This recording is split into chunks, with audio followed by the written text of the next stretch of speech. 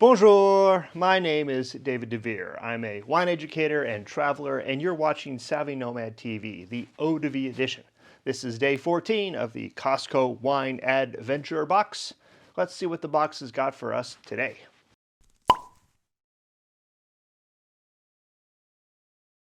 Okay, if you're new here, what we're doing is we're tasting each one of these little tiny wine bottles every day for the first 24 days of December, hence the Advent box. It is December 14th, 2021. The pandemic is still raging around the world if you happen to be watching this from the future and you've forgotten that. Wine classes, like everything else, are now done online. So let's continue.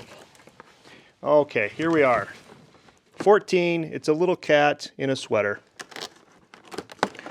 Yesterday was a Bulgarian Merlot. This is probably going to be a white wine.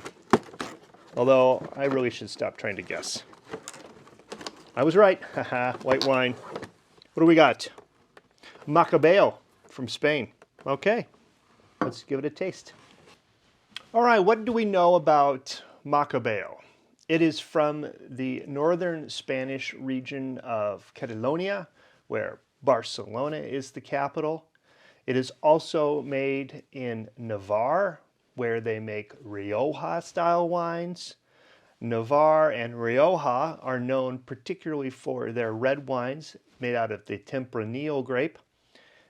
Done there, they actually employ an oak barrel religiously to their Tempranillos. They do that also with their Macabeos. So this is an oak-aged white wine, generally.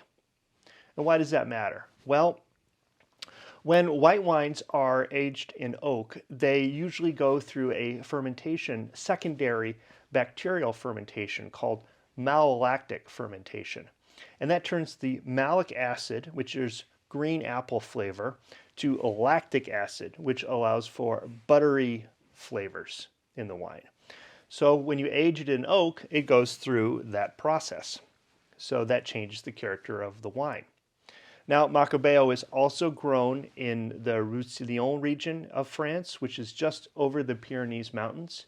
But that's it. It's pretty much contained to Spain, where it's grown widely, and that little corner of France. It doesn't get exported much, except in a blend where it's exported as Spanish Cava. Spanish Cava is a 3-grape blend. You have Macabeo, Paradella, and Xarel-lo. I think I said those right. If I did, then great. If I didn't, well, I don't really speak much Spanish. Anyway, what does it taste like? Since it's aged in oak and it's gone through malolactic fermentation, it should have a bigger body. It should be creamier. It's aromatic and low acid, so it shouldn't be too tart. All right, that's what we know about Macabeo. Let's give it a taste. So I fill out my chart. I've got Macabeo, Spain, and most likely, but not guaranteed, to be aged in oak. Testing my temperature, 58.5.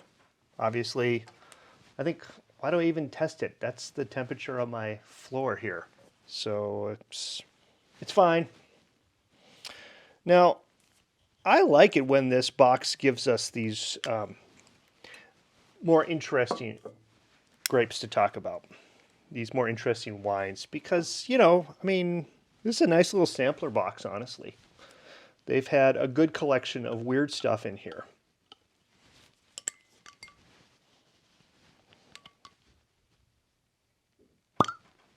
Okay.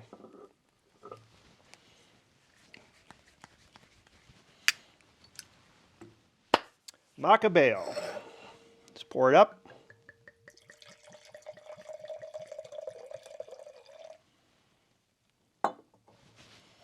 Here's what the wine looks like.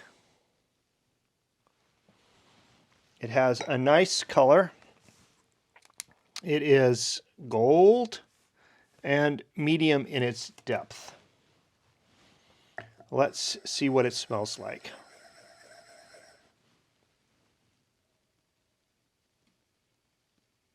Ooh, it smells really good.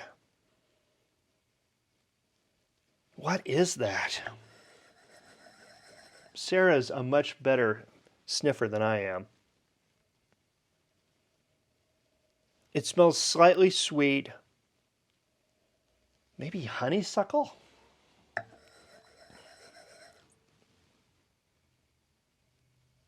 It's a little touch of citrus, but I'm going to say honeysuckle. That sounds good to me.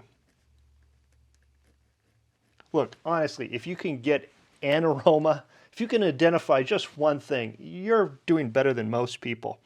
Okay, I'm going to give it 7 for aromatics. Now let's taste it.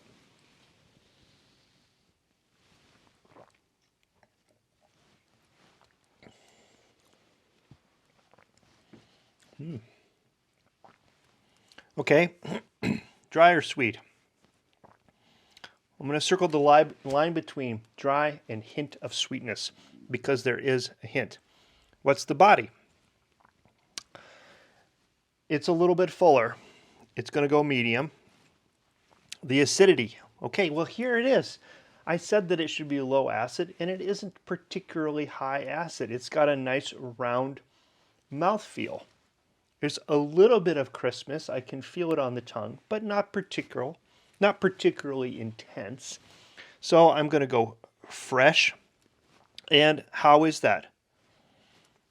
I think it's good. I'm going to give it an 8. Balance. Acid. Good. No tannins. Don't notice the alcohol. And do I have any sugars? Yes, there are slight sugars there. Are they out of balance? No, I don't think they are. To be out of balance, they would have to be very pronounced and intense. So I'm going to give it a good balance. And I'm going to give that a 7 also.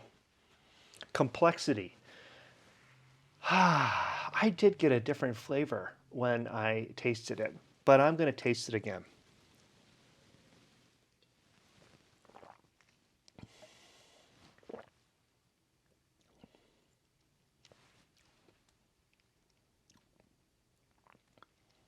Maybe a little bit of red delicious apple. Is a red delicious apple actually a red delicious apple? I don't know, but you get it. Some type of red apple. A Honeycrisp apple, let's say that. I do get that. There's a little bit of tartness, but it's definitely more in the fruit palate than it is in the citrus palate. Okay, anyway, there's some complexity there. All right, so I'm going to give it a 7. Multiple distinctive flavors. Well, there are a few at least, and I'm feeling generous today. Finish and length. It's got a long finish. It keeps going. At first, that first sip, the finish, and the complexity tasted a little weird, maybe slightly metallic. But the second sip redeemed itself, and it has a nice long finish. Is it adding to the sensation? Yes, I think it is. And I'm feeling generous. 8 points. Okay, this is going to score up to be pretty good. I'm going to go do my math. Okay, here are our scores for our day 14 Spanish Macabeo. Aroma, 7. Acidity, 8. Balance, 7. Complexity, 7. Finish, 8. 37 points. Add that to 50, and we've got 87. A very respectable score. If you want to find this wine in your liquor store, you would look for White Rioja. That's how it is most often marketed. Although you can find it as Spain's signature sparkling wine, Cava. Of course, it's a blend there, but Cava is a nice alternative to champagne. What would you pair Macabeo with? Any kind of Mediterranean fare, seafood, something light, salty Spanish olives, that would go good. And I also think that this might actually go well with some type of almond tart.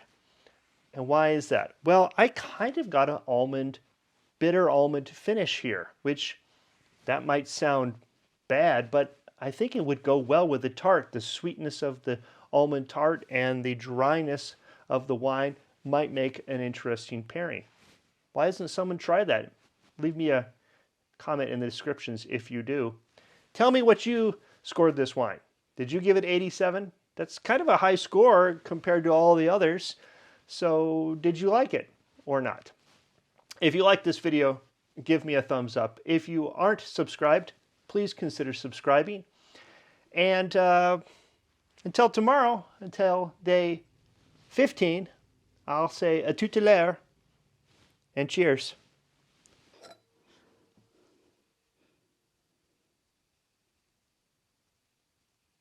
Well, that has an elusive smell.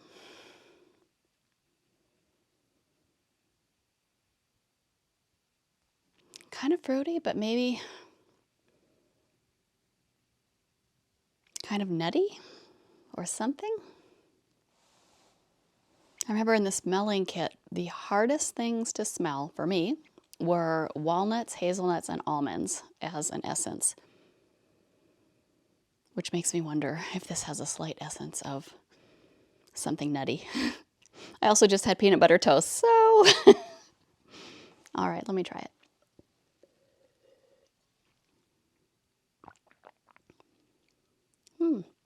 That's smooth. I can feel it going down, slightly warming.